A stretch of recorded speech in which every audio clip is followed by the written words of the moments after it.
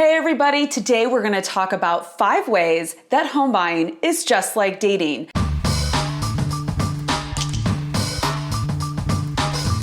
I'm Melanie Atkinson, realtor with Smith & Associates in beautiful Tampa Bay, Florida. I've used this comparison a whole bunch in the past with my home buyers, and I'm excited to pass it on to you. I hope it makes you smile, and I hope you learn something too. So how is home buying like dating?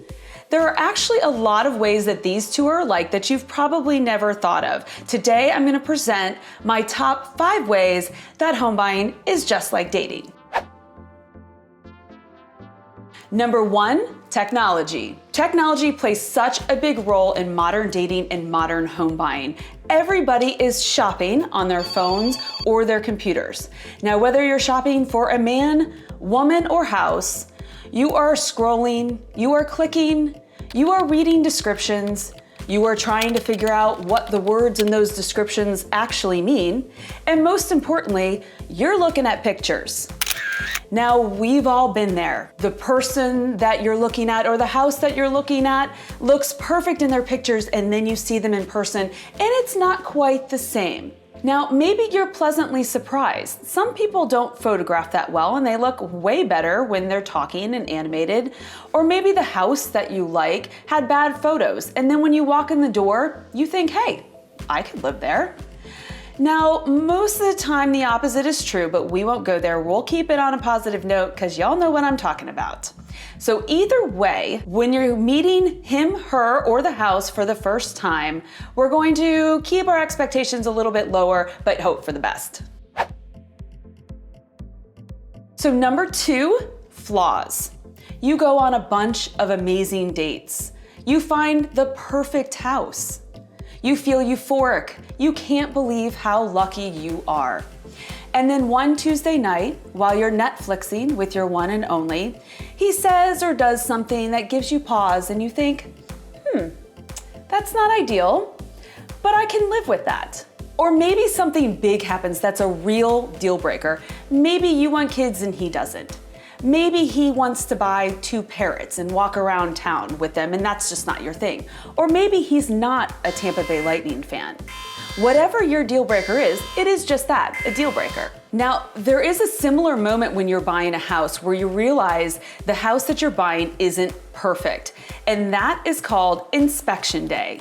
That's the day that you pay somebody to tell you all the things wrong with the house that you have fallen in love with. There will be small repairs that you can fix after closing or the seller can fix before that you can totally live with.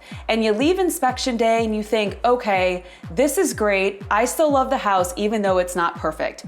Or maybe you find some real deal breakers, something that you can't live with in this house. You crash back down to earth, you mourn for a little bit, and then you start your search over again. But don't be discouraged. At least you found out these deal breakers sooner rather than later and saved yourself a really expensive mistake. Number 3, the right fit. You're getting so frustrated. You've seen 50 houses, or you've been on 50 dates in the last 6 months. Your lease is almost over, and your paid upgrade on Bumble is about to expire. Either way, you're tired and getting more and more frustrated by the day. All of a sudden, the men, women, and houses that you wouldn't have swiped right or clicked on before start looking like amazing possibilities. Hopefully, this is when a friend or a friendly real estate agent steps in and reminds you that settling is not the best option. So many times I see home buyers that are getting a little desperate stand in the middle of a house and try to make that house work for them. That's never the right idea. It's like trying to fit a square peg into a round hole. Even if it takes longer than you expected, in the end, finding the right house or the right person to date should actually be a really easy decision. It should be a no-brainer because you love it or them that much. Number 4, approval. In home buying and in dating, there are people just outside of your happy bubble waiting to give or not give their approval. In home buying, if you're getting a loan, the person whose approval means by far the most is the lender.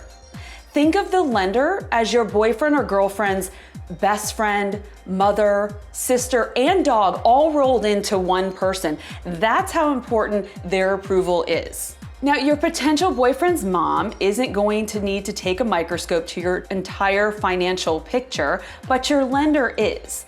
And you're going to happily let him or her do it because they're the person that's going to give you the money to buy the house that you love.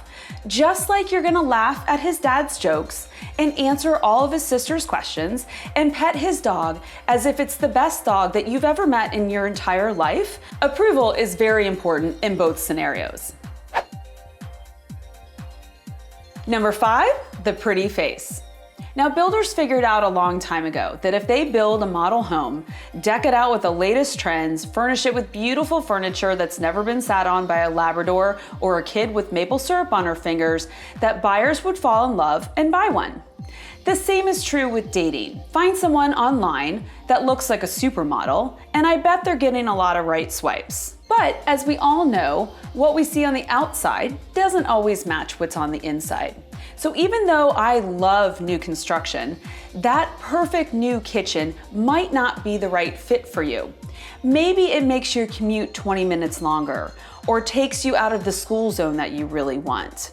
Or maybe it's just not built as well as some of the older homes in a different area.